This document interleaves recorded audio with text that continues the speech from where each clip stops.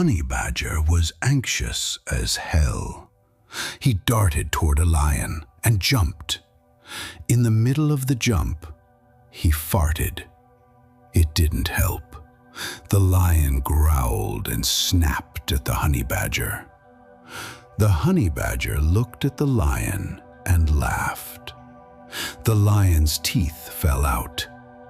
When he saw the lion run toward his lioness, the honey badger started to cry. He shook his head and his ass at the same time. It looked like a stampede checking its body functions before moving all its extremities. The honey badger knew he hadn't won his calmness, so he sang, "We are beautiful," to the lions. A hedgehog strolled nearby and shook his head, murmuring, "Stay with that feeling, honey badger. Making anything else will just prolong the suffering. I know it is disturbing, but you can do it. Next time, I will tell you what happens when a trope becomes the trope. Now I have to go.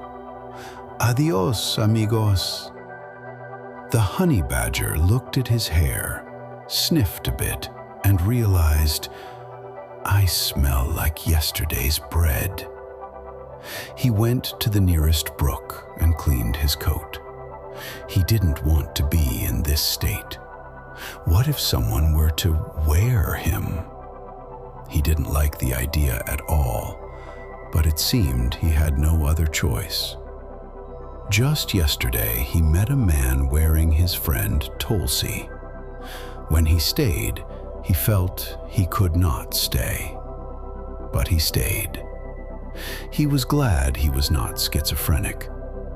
But it wasn't a win.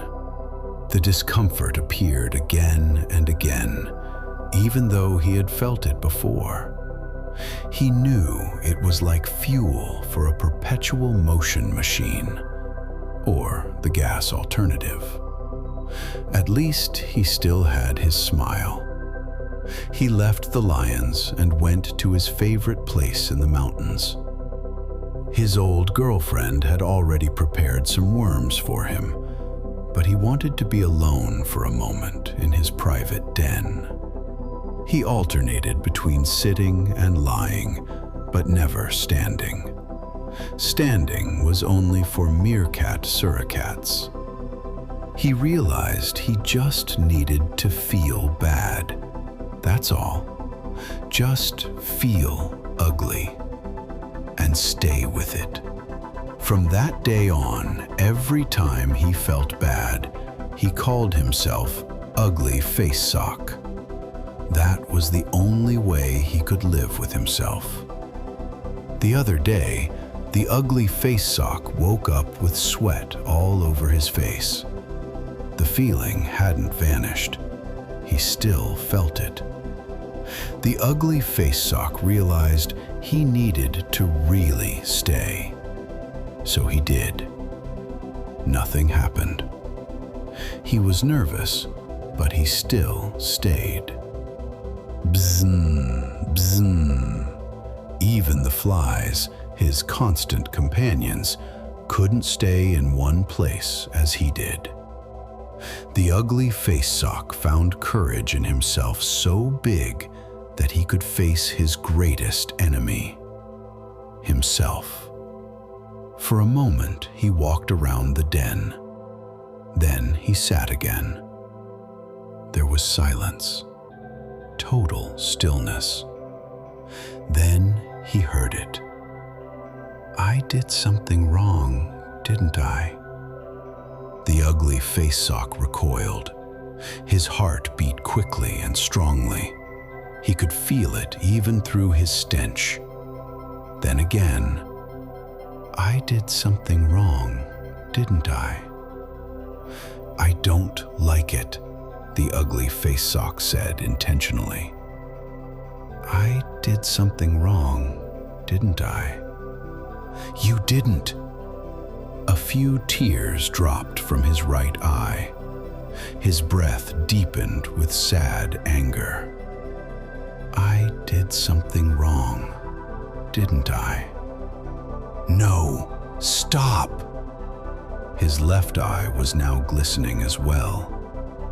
I did something wrong, didn't I? No! He cried more. I did something wrong, didn't I? I did something wrong, didn't I? I did something wrong, didn't I? He fell to the ground, helpless, sad. I did something wrong, didn't I? The sentence was much dimmer now. The ugly face sock rolled onto his belly and sat. His face was scowling. No more echo was heard, just one, almost without heart. I did something wrong, didn't I? The ugly face sock's face looked torn apart, but a tiny shimmer of calmness began to shine in the corner of his eyes. He did it. Now he knew. The hedgehog appeared next to his den and asked, "Is everything finally all right?" The ugly face sock nodded. The hedgehog continued, "You finally found out how to make the trope.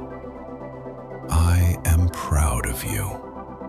The ugly face sock waved his paws as if to communicate, "Go away," and went to hunt lions.